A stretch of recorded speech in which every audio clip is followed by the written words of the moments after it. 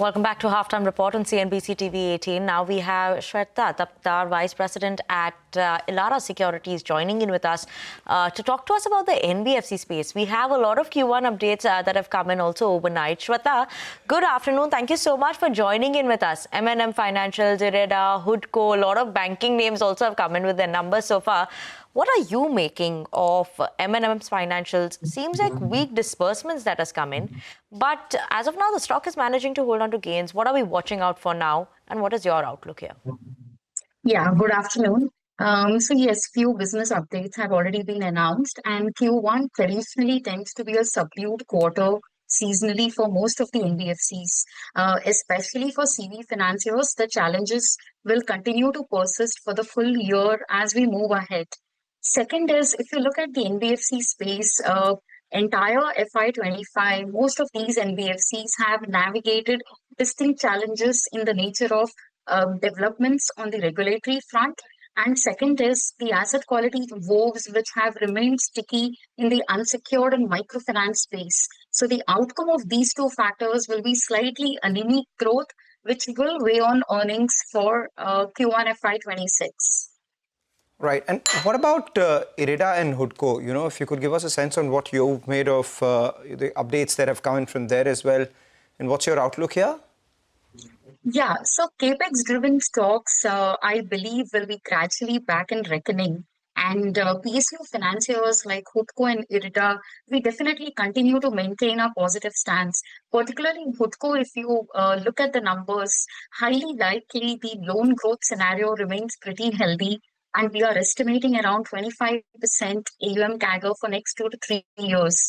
Considering how the power finance space and the infra financing has been in limelight, especially after a relaxation of infra provision financing norms, I think PSU financiers are back in reckoning. For next 2 years, given that power is a very long-term story and this government is pro-infrastructure, I think Hoodco and Elara, despite the expensive valuations, are still nicely placed from a long-term perspective.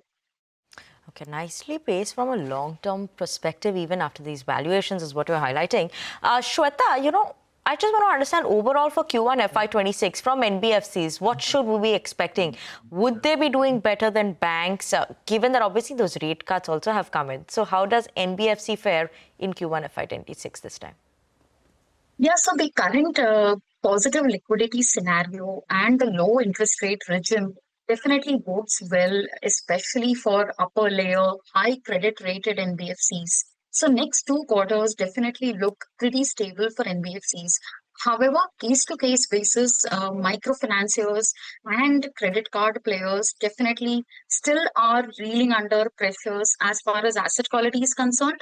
And in fact, we also believe that now the focus has shifted from asset quality challenges to business augmentation obstacles. So given the fact that there have been a plethora of regulatory changes, most of the microfinanciers and credit card players have to go back to the drawing board, rejig the operational systems and dynamics, and that will have interim pressures on loan growth. Second is from the margins perspective, at least in the first half of FY26, we do not see a major uptick in margins, primarily because the pass-through or the transmission will happen only in the second half of the year. So second half probably could be better on the margins front.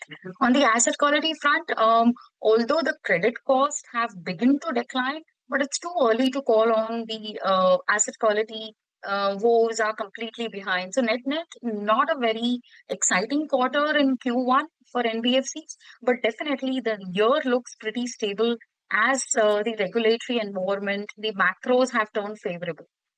I'm sure you haven't assumed any formal coverage on this one, but the stock of the last 2 days has definitely been HDB Financial.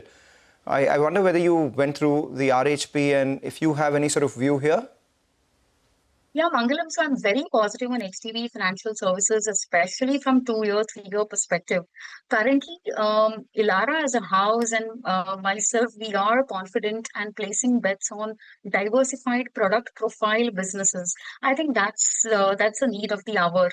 And coming back to HDB Financial Services, a well-diversified, balanced, granular retail profile, concentrated across MSME, LAP, vehicle loans, and consumer credit, and operational in the small ticket segment, like 1.65 lakhs is their average ticket size. Over 70% of their branch network is situated beyond top three, top four markets. And if you look at the financials from the financials perspective, as on today, where we asked where HDB is standing, while the credit losses have been in the range of 3%, and they definitely faced headwinds post or during pandemic, now they are poised on and sitting at an inflection point. So we believe 20%, 19 to 20% AUM CAGR and closer to 18-19% ROEs are imminent. So that juxtaposed with the high credit rating, the strong parentage definitely puts HDB in one of the top tier NBFCs. And considering the valuations, 3.4, 3.5x forward book multiple vis-a-vis say Chola's and Bajaj Finance of the world, I think it's a very good fundamental bet. Very good. Do you have a published target price on this one? Not yet. Got it. Okay, Shweta, thank you so much for joining in with us this afternoon on the show, helping us understand NBFCs, what we're watching out for this time as well in terms of Q1 FY26. But with that, we'll wind down this edition of Halftime Report on CNBC TV18. Thank you so much for tuning in. Up next, Business Lunch to take all the market action forward.